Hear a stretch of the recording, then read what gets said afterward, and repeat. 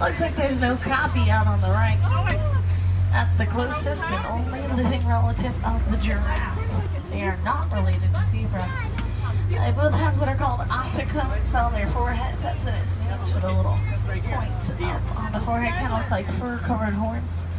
They also both have really long tongues. Okapi tongues can get to be up to 13 inches. Now this antelope walking along is called the greater kudu. It's the second tallest species of antelope in Africa, standing at about 55 to 60 orangey color, white stripes down their backs. They're called bongos.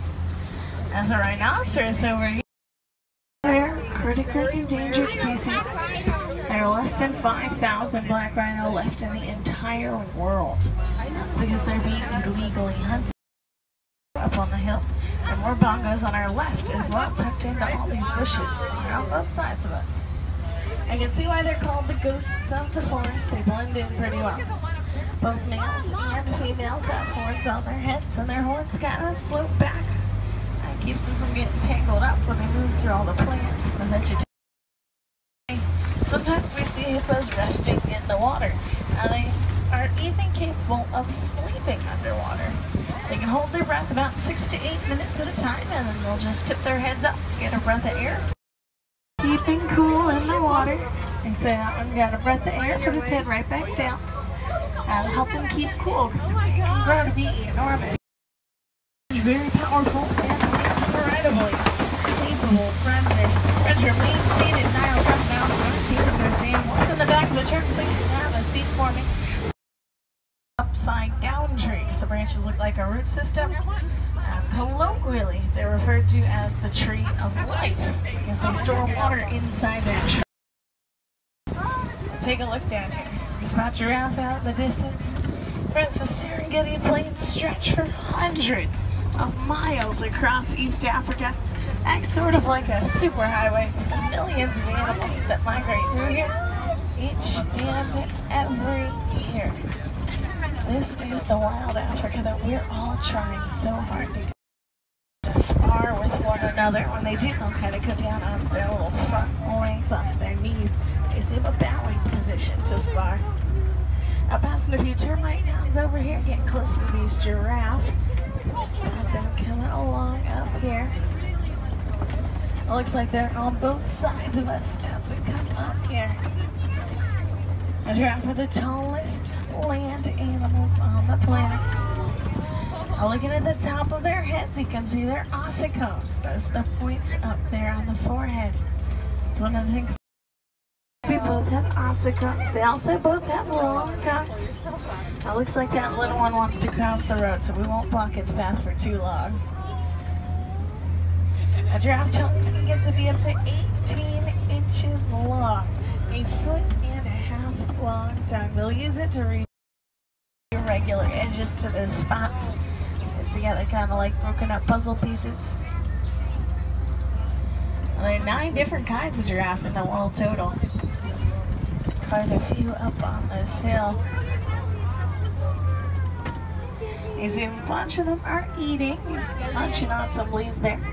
Every day. Springbok, these little antelopes scattered all around the hills. A couple of them lying down up there. A pretty small antelope. Springbok only stands at about 3 feet tall. They weigh up to about 100. Climbing up on the rock. A little inch down there. Now, mandrills are the largest species of monkey. Males can weigh up to 100 pounds. The females are smaller, close to 30 pounds. There's a big size difference between the two. It looks like that little one just jumped down. They're social animals. They live in groups called troops. Sometimes you'll see them grooming each other. It's a social behavior. It looks like there's some out here. See that one walking along? Let's try to get a better look. We'll head up here. One wise old cow, one wise old elephant that leads the rest of the herd.